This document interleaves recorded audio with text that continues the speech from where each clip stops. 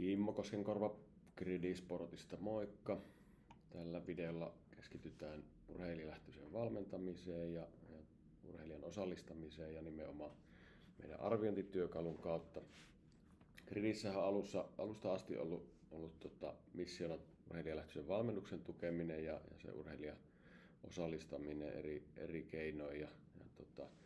Urheilussa toki tähän ympyrään liittyvissä osa-alueissa hyvin pitkälle pyöritään fysiikkaa, lajitaitoja, on elämänhallintataitoja, psyykkisiä taitoja ja yksi hyvä tapa, miten sitä urheilijaa voidaan osallistaa Gridin avulla, niin on tuo meidän arviointityökalu ja voidaan lähteä katsoa vähän miten se toimii.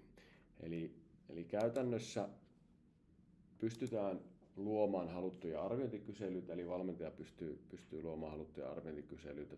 Tässä näkymässä ollaan meidän urheilijan käyttöön liittymässä ja arviointikysely, kun valmentajan toimesta avataan, niin se lähettää tämä puhelinäppi urheilijalle notifikaation puhelimeen, eli tänne tulee ilmoitus siitä, että sinulle on aktiivinen arviointikysely siellä auki ja urheilija pääsee sitten helposti täältä vastaamaan ja tässä esimerkiksi tämmöisen hyvinvointiin liittyvä kysely auki ja siellä on valmentaja pystyy määrittämään itse arviointikohteet, eli mitä haluaa kysyä, ja pystyy määrittämään myös arviointiasteikon ja myös nämä arviointiasteikon painikkeiden selitykset, eli siellä on erilaisia arviointiasteikkoja käytössä, on hymiöitä, on numerollisia, on avointa kohtaa, lukumäärä ja niin edespäin.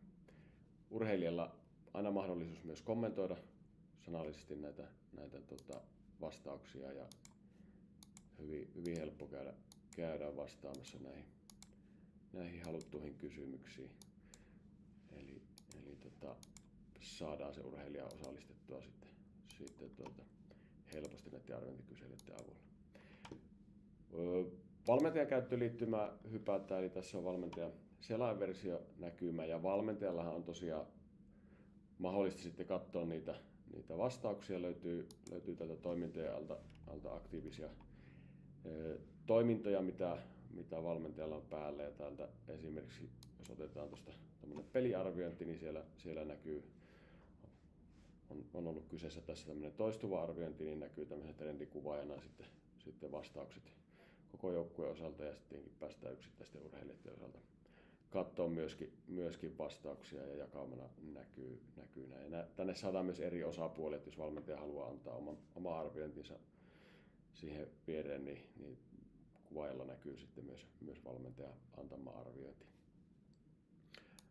Meillä on myös mahdollista tältä kirjastosta käyttää tämmöisiä valmiita pohjia, eli täällä on eri toimintoihin valmiita pohjia, on toki näitä arviointikyselypohjia ja sitten on muitakin materiaalita, päiväkirjan pohjia ja muita, mutta käytännössä täällä on erilaisia valmiita kyselypohjia harjoituspalautteeseen, harjoitusfiilikseen, kausipalautekyselyitä, tämmöisiä ottelutapaan liittyviä kyselyitä. Ja tarkoittaa käytännössä sitä, että täällä on valmiit arviointikohteet, valmiit arviointiasteikot ja tämä pystytään sitten valmentajan toimesta suoraan aktivoimaan joukkueelle ja urheilijalle käyttöön. Ja toki sitä voidaan sitten muokata, eli ottaa sieltä kysymyksiä pois ja lisätä omia arviointikohteita sinne, jos halutaan. Eli tämä helpottaa myös sitä käyttöä, ei tarvitse kaikkea itse keksiä.